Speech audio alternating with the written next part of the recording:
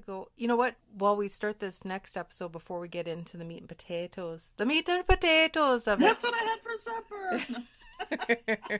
I had a burger, barbecue burger. I had meat and potatoes. Let's see. Bring me right round, baby, right round. Like a record, baby. That guy died, eh? Like he died a couple of years ago. Oh. With the funky hair and the eye patch. Yeah. That was my jam. That was your jam. That was my shit when I was, younger. We were all younger. Not now. I love 80s music for as much as I love all music, Yeah, pretty much me too. Well, a couple of exceptions. Except country. But... Sorry, I can't do country. I was going to say, I was just about ready to sing My Dog Died and My Horse Is There. And... I love my pony and my pony loves me.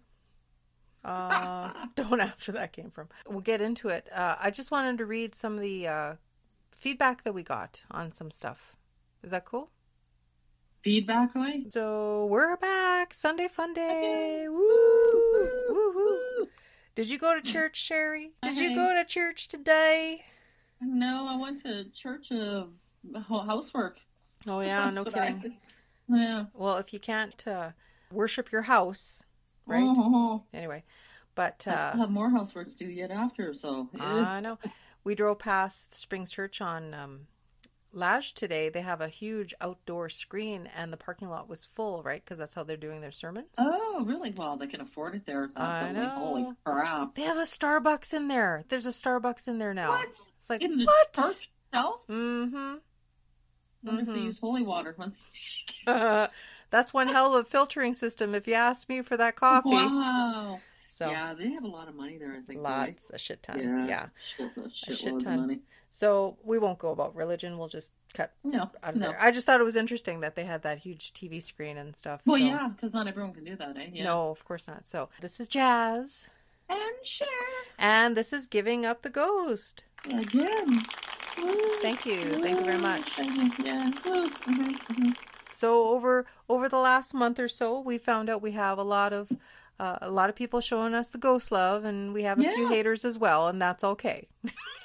No, it's not okay. Screw you. You take your hate somewhere else. You go and talk bad to somebody else. That's right. We're trying to perpetuate the love, the ghost love, and knowledge and information. And as we learn, we want to share with you all. That's right. That's right. That's all it is, really. We've had some really nice feedback, though, I have to say. Like, really, genuine nice feedback. I screenshot everything, hey? All the good stuff. Egomaniac. Run out of room. I'm a maniac. Well, it's just kind of nice. Speaking of feedback, we've had a lot of awesome episodes lately. We were on TV a couple times. We had an interview with Hal Anderson. With Hal Anderson, we talked about our interview with Judith from Gimli, right? Yep. Well, lo and behold, she reached out to us and she's like, "Hi guys, it's Judith in Gimli." A friend heard the Hal Anderson show this afternoon. Thanks for sharing some of my experiences. I know this sounds bad, but I finally listened to the original podcast we did in May, and it was so good. Not sure what I was worried about, LOL. Hope all is good with you guys, and you've had a wonderful haunting Halloween. She says, my favorite day. Take care, and hopefully talk soon. Oh, my voice again. That's nice. Oh, something stuck in my throat. That's not good. Must be the orbs in here. I choked on an orb.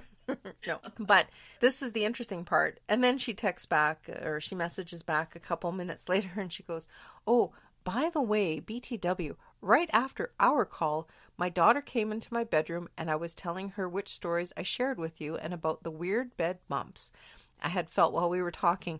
Literally, as I finished telling her, the biggest bump happened under me." And sent me sideways towards her. I would say we laughed, but we actually yelled and jumped off the bed. So that happened, LOL. Oh, yeah. Yeah, I so. guess you just gotta laugh that off, eh? I know. We have to, Yeah. Like, so many weird things have happened when we talk to people on the phone, right? Like with Judith, you know? And then after the fact, when we were speaking with the other lady in St. Boniface, right? Tracy, we spoke with Tracy about her house. Yeah, like stuff happened after. So he was like, "Oh, did something awaken?" I know. Sorry. Yeah, like we don't want to spark up any shit.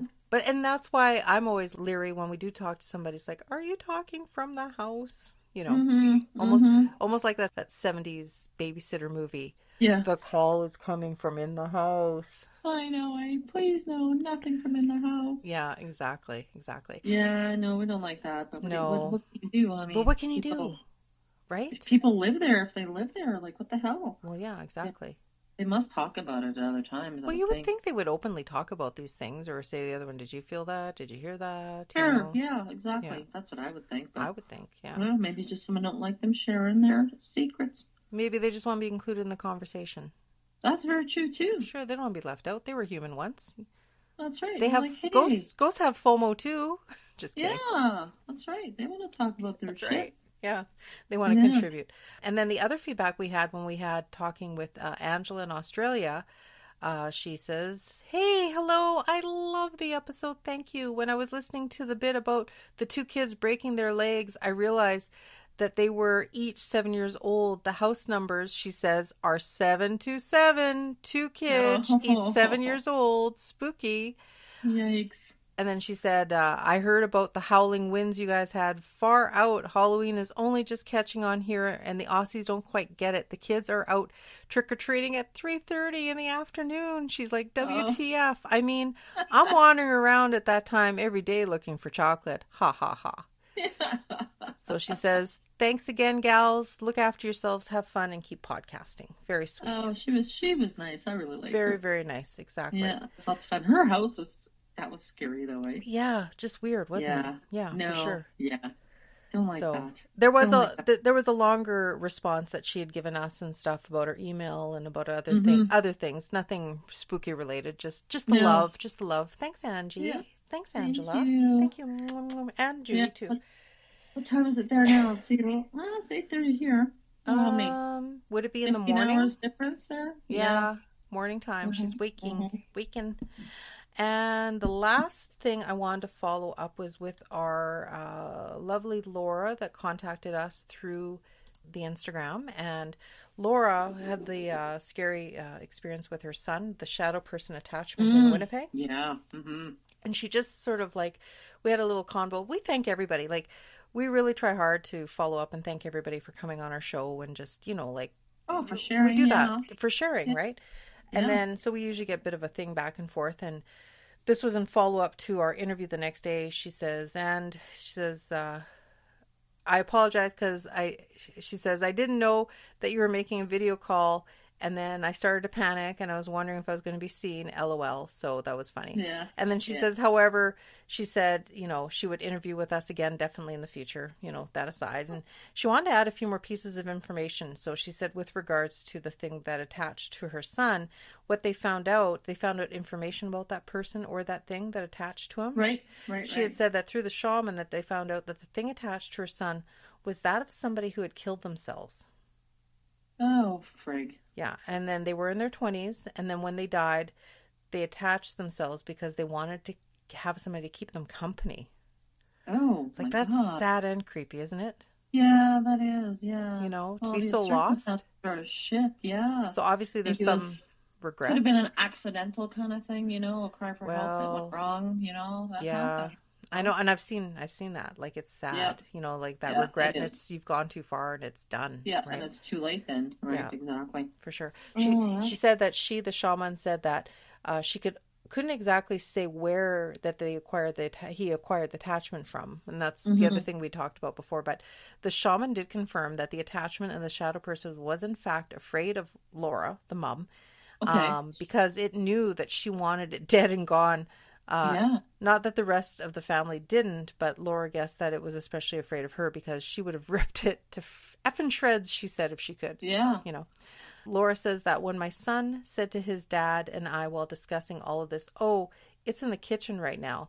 She described this on the show as well on the episode. She said that she jumped up, went screaming into the kitchen, shouting, "You're not welcome here and you must leave," and everything that goes with it, of course. Yeah, shit. I mean, you go into attack mode, right? So. Oh, for sure, yeah. Yeah. And then she said that her son said that he would see it across his room in his bedroom and would see a dark mass and some eyes, not glowing, but actual eyes staring in the darkened room. Ew, Don't like I don't that. like that. No. I don't like that either. No. No, for sure. It's not a good, happy feeling. Nope, not at all. Uh-uh. She also said that she's very grateful for the shaman that was able to do that for her family and wanted to tell her story and share it because other families might have the same experience and not know what to do or where to turn. And she wants others to know that the lady that she is out there and then she can possibly help them. And she doesn't make a fortune off doing this, and she can't necessarily advertise her services like, hey, you got creepy shit attached to you in your house? Call me. Call me. Yeah, no. I don't think there's a part in the white pages or yellow pages for that. Exorcisms like Beetlejuice when he... Yeah, no advertisements. No. Yeah. But thanks again. No. Yeah, thanks again to Laura. I just wanted to share that and that message of Angie and Judith. Yeah, it's very good. Yeah, thank you, very ladies. Nice. Very, very nice. Very, very nice. Today is a Ramblesode. Another Ramblesode. Rambly. Because we like to ramble. We haven't done a Ramblesode for a while, though, really. Like, I mean, other than today, but... No, it's been a slew of interviews, really. Yeah, slews. Yeah. Well, actually, let me think. The episode that I'm editing today for tomorrow, we're time traveling because we're actually in the future now. We're almost like we're in Australia. The episode... No, actually, you're right, because the episode is the Brown Museum in St. James. Yeah. So that'll be coming out this week. So, yeah, no, you are correct, mademoiselle. Woo. For change. So, but today we're doing the Bermuda Triangle. Yeah, there's lots of info on the Bermuda Triangle, man. Yeah, so we're not going to beat this to death. No, because there's like so many stories. Like, oh, it's incredible the amount of them. When I was a kid, and then you'd hear about this, and you'd like shit your pants. It's like, I can never go there. I don't want to disappear. And then you know, my grandparents be like, "Oh yeah, no, that's probably about 5,000 miles away." You know, like, yeah, don't worry. Yeah, if you won't get sucked up in it. Yeah, unless you're on a ship, it's not going to happen, right? So no. But you know how kids think... I would like to go to Bermuda, though. It looks really nice there. Sure. Warm, tropical, yeah, of course. Mm-hmm. But like, just like when you were a kid, I always thought that quicksand would do much more damage. In my adult life, like, it's just like all over the place, you know. I know, yeah. It's like, how many times are we going to get quicksanded away, right? Exactly. I mean, the floor is lava. Well, I heard actually in the bogs out by Woodridge, I heard that there are some areas that are... Oh, yeah, I've hit some there going to the pit swimming one time, and trust me, you go from like your foot to your crotch in like 2 seconds, yeah. But then it stops. It's not like you're going to be like on the old movies with the Tarzan, like, throw me a branch, throw me a branch. I know, save me. Save me. Like that. A damsel in distress. You know, and you don't hear about the Bermuda Triangle anymore. Like, it's just kind of one of those things, it disappears, right? I mean, I don't think, like, Manitoba being so vast and a lot of northern parts remote, I don't think I've ever heard any areas comparable to the Bermuda Triangle. You know, this is mostly like an Atlantic Ocean type thingy. It's like a fable, you know. It captured the imagination about the unexplained disappearances of ships, planes, and people. Good, yeah. No, I know you don't hear much about it. It was funny because when we were talking about doing this, right. I'm like, I wonder if there's like modern stories for it, because you don't really hear about anything past, like, you know, what, the 60s, 70s, right? Yeah, exactly. You know, and I'm trying to see if I can find it. But there was a dude, a dude that wanted to throw this giant party there and figured there's no way that the Bermuda Triangle could disappear them all. Do you know what I mean? Sure. That was the last thing I could really find for modern shit on it anyway. That's interesting. I thought it was fascinating. Oh my God. Hang on. Party. He was going to like get boats for everyone and everything. Oh, but seriously. It never happened though? I don't know if it actually ever happened. No, okay. I think he tried to make money for it and everything, but I don't think it actually ever happened. That's weird. Like, I'll read you some of the stuff that I have here, so in case people aren't familiar with it or if, you know, they forgot about it. Mm-hmm. They say that some speculate that unknown and mysterious forces account for the unexplained disappearances such as extraterrestrials, I'm not even drinking tonight, ETs, capturing humans for study, the influence of the lost continent of Atlantis, vortices, I say vortex anyway. that suck objects into other dimensions and other whimsical ideas. Some explanations are more grounded in science, if not in evidence, and these include oceanic fluctuants, like methane gas erupting from the ocean sediments, and disruptions in geomagnetic lines of flux. Environmental considerations could also maybe explain, if not most, of the disappearances, the majority of Atlantic tropical storms and hurricanes that pass through the Bermuda Triangle. And in days prior to improved weather forecasting, these dangerous storms claimed many ships. Also, the Gulf Stream, right, can cause rapid, sometimes violent changes in weather. Additionally, the large number of islands in the Caribbean Sea creates many areas of shallow water that can be treacherous to ship navigation, and there is some evidence to suggest that the Bermuda Triangle is a place where a magnetic compass sometimes points towards true north as opposed to magnetic north. Oh, I know, but what's the difference? The difference in degrees is not much. Varied, no. Well, yeah, it's not going to be friggin' 200 miles away from your destination. No. That's just screwed up. And I don't know. And if they run aground, I think what they're saying here, though, but if it's off by enough to make them run aground, like into an island, but then you'd find them eventually, or some kind of remains, right? Shit, yeah. They're not going to be miles and miles away. Yeah. No, exactly. I don't know. And it's not just, 3 ships. It's a shitload of ships. Shit ton. An inventory of everything and anything, really. It says it actually, speaking of which, it also says it covers about 500,000 square miles of ocean off the southern tip of Florida. And when Christopher Columbus sailed through the area on his first voyage to the New World, he reported that a great flame of fire, probably a meteor, crashed into the sea one night, and that a strange light appeared in the distance a few weeks later. He also wrote about erratic compass readings, perhaps because at that time, a sliver of the Bermuda Triangle was one of the few places on Earth where the true north and magnetic north lined up. So... But it goes on. Yes. Yeah, let's just say it is a meteorite and it crashes into there and it's full of frickin' some sort of ionically charged shit that's going to screw with your compasses too. Who knows? Right? Nobody will know. I don't know. Maybe it was a really big meteor. Flames in the sky. What the hell? Yeah, but I guess, that was Christopher Columbus. That was 500 years ago. What did they know about anything? Not knocking people. I'm just saying, right? Flames in the sky. That could be said too of if you've never seen Northern Lights before. Oh my God, it's an explosion or... Well, for sure. Yeah, exactly. Who knows? Oops. Did I click the wrong button? Are you still there? Okay, good. I'm still here. I'm clicking shit everywhere. Whoopsie, sorry. The U.S. Navy and the U.S. Coast Guard contend that there are no supernatural explanations or for disasters at sea. Their experience suggests that the combined forces of nature and human fallibility outdo even the most credulous science fiction, so that they add that no official maps exist that delineate the boundaries of the Bermuda Triangle. The U.S. Border of Geographic Names does not recognize the Bermuda Triangle, or it's also known as the Devil's Triangle, as an official name, and does not maintain an official file on the area. Well, that's kind of interesting too. Are those files declassified? I don't know. That's kind of weird. You would think, for all the military ships that have gone disappearing, that they don't have any reference point. Yeah, exactly. There's got to be something, right? I don't know. Area 50, what is it? Is it Area 51 in Arizona? 51? Yeah. Yeah, of the sea? I don't know. Yeah, there you go. That's right.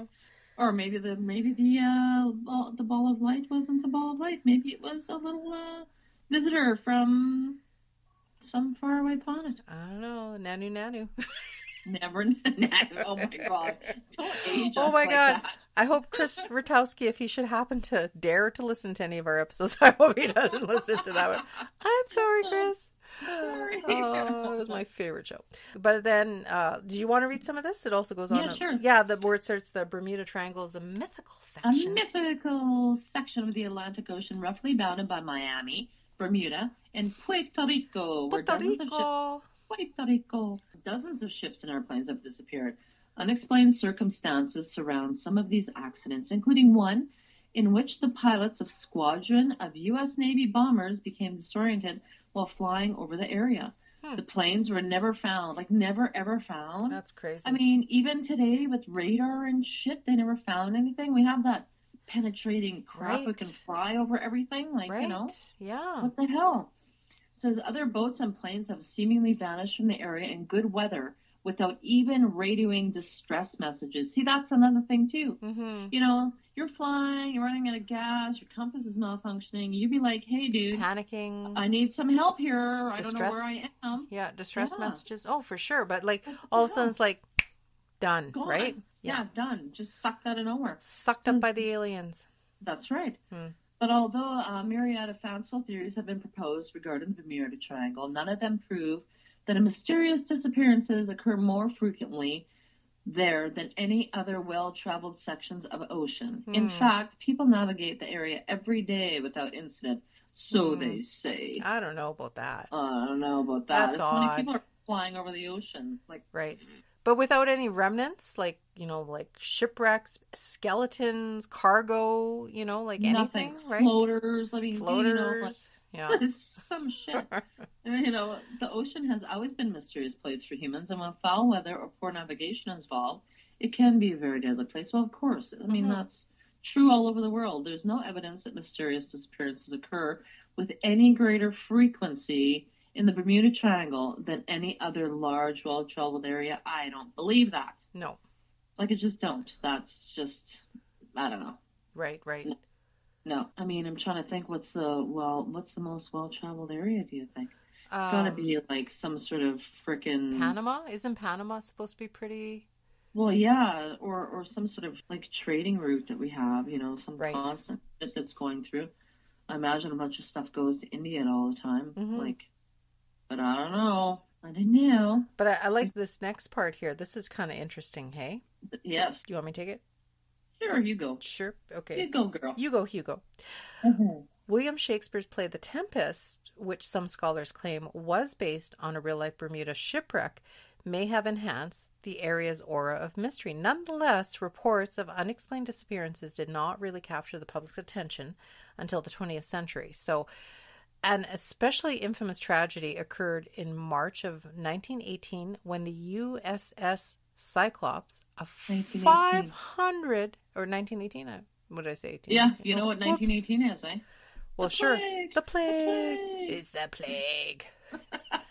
The pandemic. And we're living it all over again.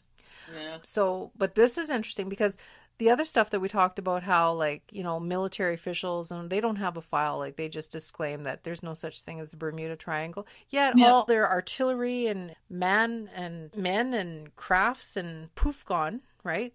Like this sucker here, March 1918, when the U.S. Cyclops, a 542-foot-long Navy cargo ship with over 300 men, 10,000 tons of manganese ore on board, sank somewhere between Barbados and the Chesapeake Bay. The Cyclops never sent out an SOS distress call, like you said, despite being equipped to do so, and an extensive search found no wreckage. Only God and the sea will know what happened to the great ship, says U.S. President Woodrow Wilson. What? It's 500 feet long. You can't. They found How the do you misplace Titanic. that? Yeah. Like, you know. Oh, yeah. How do you misplace that shit, right? Like, come on. Yeah. What the hell? And then, this is the interesting, in continuation, in 1941, 2 of the Cyclops' sister ships similarly vanished without a trace along nearly the same route. Wouldn't they have learned from the first fucking mistake? Duh. Take another way, man. If it's just an accident, I mean, why would they send the sister ships along the same path? Right. And when you're saying sister ships, that means they were the same size, the same length. Like, same oh my God. That's a lot of shit. Yeah. So it says here, a pattern, or allegedly began forming in which vessels traversing the Bermuda Triangle would either disappear or be found abandoned. Oh, so they did find some abandoned. But that's still interesting, though, that's too. Even creepier, though. It is. Did you ever see Ghost Ship? But like, you know, what are the people then? What did they do? Just jump overboard? Like, what the hell? Exactly. And then in December 1945, 5 Navy bombers carrying 14 men took off Fort Lauderdale, Florida airfield in order to conduct practice bombing runs over some nearby shoals. But with his compasses apparently malfunctioning, the leader of the mission, known as Flight 19, got severely lost. Well, I think anything lost is kind of severe already. That's a given. Yeah. Yeah. All 5 planes flew aimlessly until they ran low on fuel and were forced to ditch at sea. And that same day, a rescue plane and its 13-man crew also disappeared after a massive weeks-long search failed to turn up any evidence. The official Navy report declared that it was as if they had flown to Mars. And what the hell? Yeah, that's quite the explanation. Yeah, isn't it though? But this was all this information that we gathered was actually from history.com. We just want to clarify that too. We're not smart. That 13-man crew though, haven't I seen footage where they had that SOS thing on it? Have you seen that too at some point? Sounds familiar. Some shit where, I mean, like, it's not like it was like they knew that they were, but they didn't know where the hell they were, right? Right. They lost time, right? Or something. Yeah. They were just, they didn't know where they were. They lost time. They didn't know where the hell they were going. Yeah. That's pretty friggin' creepy. Like, I don't know. Yeah. Sorry, shit is falling around here. Don't fall off. Don't fall off the bed. Roll off. I'm trying to reorganize so I can read. It says, if you want to take the next piece. Sure, we'll do the theories. Yes. Do the theories. It says, by the time author Vincent Gaddis, or Gaddies, I don't know, coined the phrase Bermuda Triangle in a 1964 magazine article, additional mysterious accidents had occurred in the area, including 3 passenger planes that went down despite having just sent all's well messages. All's well, boom, gone. Charles Berlitz, whose grandfather founded the Berlitz Language Schools, stoked the legend even further in 1974 with a sensational bestseller about the legend. Since then, scores of fellow paranormal writers have blamed the triangle's supposed lethalness on everything from aliens, Atlantis, sea monsters, time warps, reverse gravity fields, whereas more scientifically minded theorists have pointed to magnetic anomalies, water spouts, and huge eruptions of methane gas from the ocean floor. I've seen that one too on a thing at one time.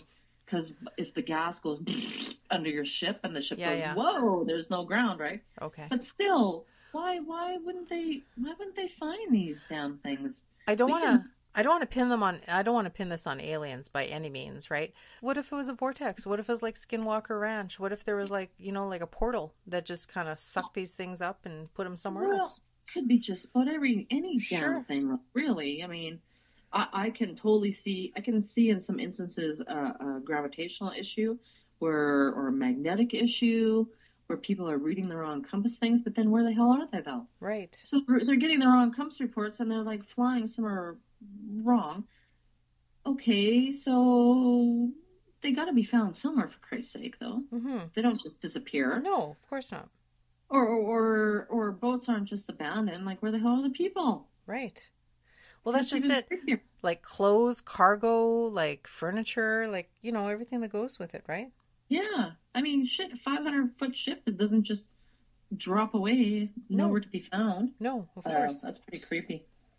Yeah, just weird. It says, in all probability, however, there's no single theory that solves the mystery. As one skeptic put it, trying to find a common cause for every Bermuda Triangle disappearance is no more logical than trying to find a common cause for every automobile accident in Arizona. Well, look at that. Lati frickin' da. Moreover, all those storms, reefs, the Gulf Stream can cause navigational challenges there. This maritime insurance leader, Lloyd's of London, does not recognize the Bermuda Triangle as an especially hazardous place. Really? Isn't that interesting? It says neither does the U.S. Coast Guard. Well, for shit's sakes, I mean, where is that thing? How many did I count? I don't even know how many I counted. Oh, you did count? Yeah. Actual, yeah. I just gotta pull up the page now. But it's not like, 10, and it's not like 20. It's like a crap load. 2, 4, 6, 8, 10, 12, 14, 16, 18, 22, 4, 6, 8, 30, 32, 34. There's like 35 incidences. Holy shit. Yeah.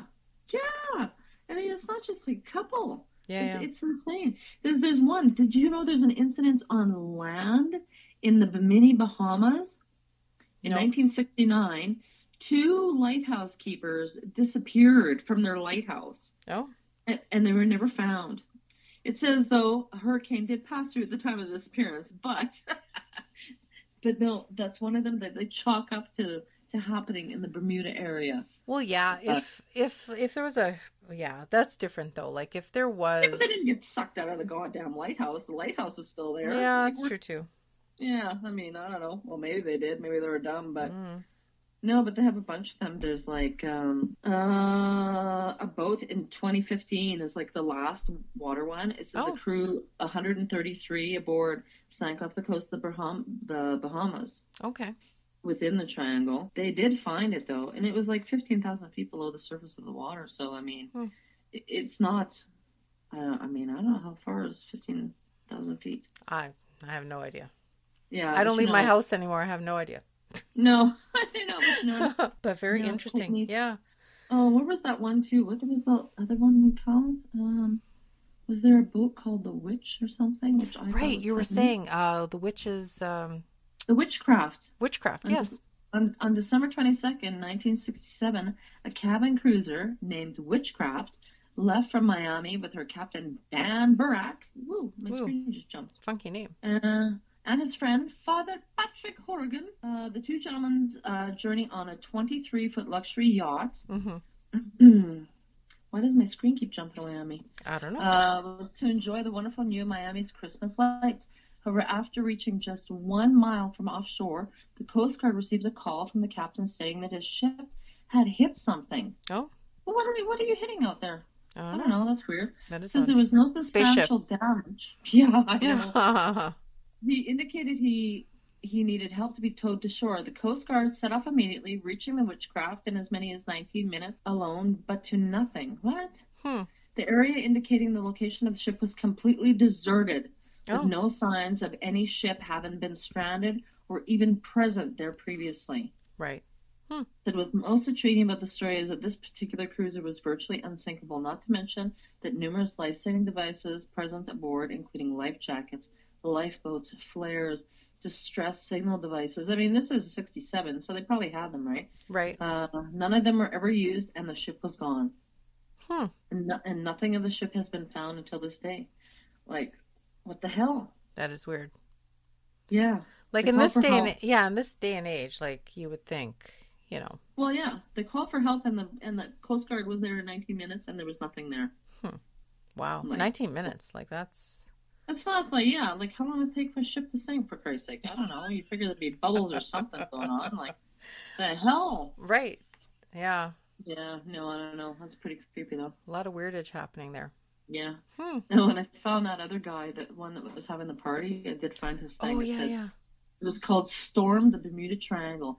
It says thousands vow to descend upon mysterious sea zone because it can't swallow us all. Oh, Lord. It was actually posted. This was July of 2019. They were that virus can't kill people. No, it says all attendees must dress as SpongeBob characters or pirates. Oh, my God. That's horrible. Yeah. It's so funny. Oh my God, where's this guy's head at? It says the organizers offered to provide boats to take guests into the 270,000 square foot mile area. Oh yeah, that'd be pretty funny. That is funny. Jeez. Yeah. Some people's children, hey? Yeah, some people's children. Well, you know, it was the whole break there of the Storm Area 51, right? So yeah, this right. guy figured he was gonna do one of his own, but yeah. Yeah. Whatever came of that Storm Area 51? I guess we'll have to cover that on a Ramblesode too, hey? Yeah, we'll have to goggle out. Goggle it.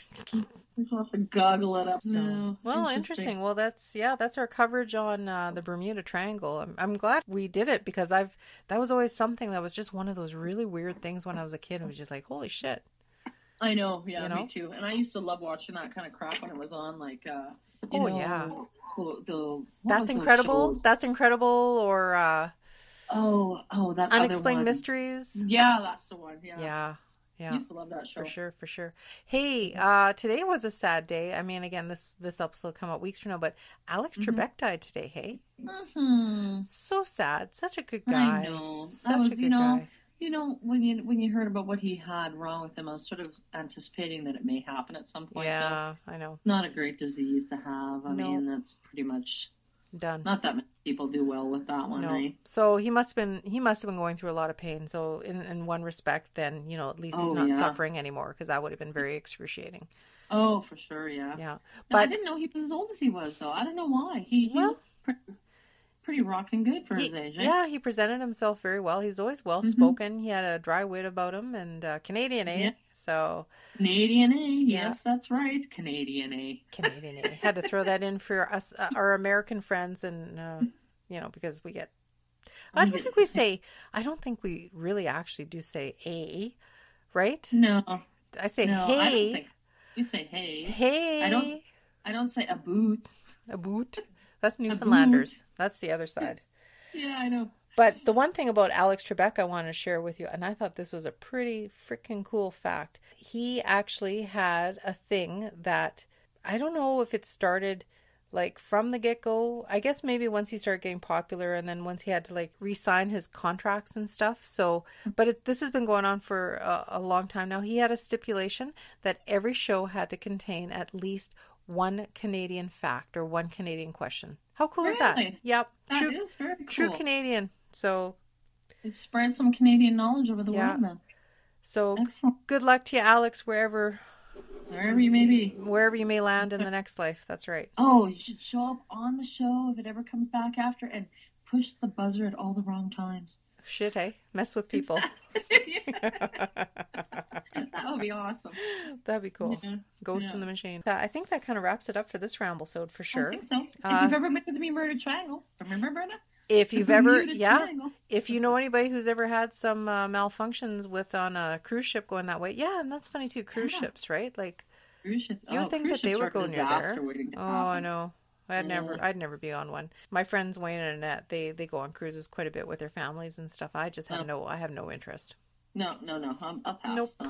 Nope. No. If you've ever been to Bermuda, I think because I had my share of Love Boat when I was a kid, and the biggest nightmare on that one was the fact that when they port somewhere and they get to go wandering for 6 hours and they always left people behind. I'm like, I ain't doing that shit. Yeah, no, it's like worst nightmare. Like nightmare. How do I get home? Yeah, I can't swim. I know. Oh my god. Crazy, man, funny. Crazy. But Sunday fun day again. I'm Giving Up the Ghost. We're a little podcast in Winnipeg. We're Winnipeg's first and only paranormal podcast still. Yeah, touch wood. And we're still here. Still kicking it old school, and two old broads with a drinking No, I'm just kidding. And a swearing problem. A little bit of a swear. Oh. You know what I'm going to do? Next time after this freaking pandemic's done, we're going to sit down, okay? You bring a roll of quarters. I'll bring a roll of quarters. Oh, no, let's not say we did. That'd be funny. Anyway. Hey, after you hit 50, it doesn't matter anymore. It don't matter. Nobody gives a shit. I know. No. I know. Exactly. Nobody cares. Anyway. Who do I have to? What did I say? It's like, can't I just be the swamp witch that I was intended to be? Oh, I saw that. Oh, honey. Far from it, please. Spare me. That's funny though. But and did we? I think we thanked Hal Anderson, right? Last time. Yeah, we did. Okay. I just lose track. I just want to make sure I don't leave anybody out because I know. Yeah. Just like thank everyone. Thank you. Thank you all. Thank you. Thanks for coming back and letting us take up your time and all that good stuff. Yeah. Probing your mind. So we'll end it here. Get a hold of us: Facebook, Instagram, Twitter, TikTok. I think that's it. Oh yeah, no, that was the other thing. I signed us up for Reddit. Remember, we're on Reddit as well. Reddit, yeah. We have one follower. Reddit follower. Reddit. Anyway. Reddit. And where else can they get a hold of us, Sher? Givinguptheghostpodcast at gmail.com. So sexy. Excellent. Sexy. So sexy. And all right. So on that token, live every day like it is your last. And never give up the ghost. Never give up the ghost. Bye-bye. That's all I have to say. Bye-bye. Bye-bye. Don't let the door hit your ass on the way up. Just no. Out of it.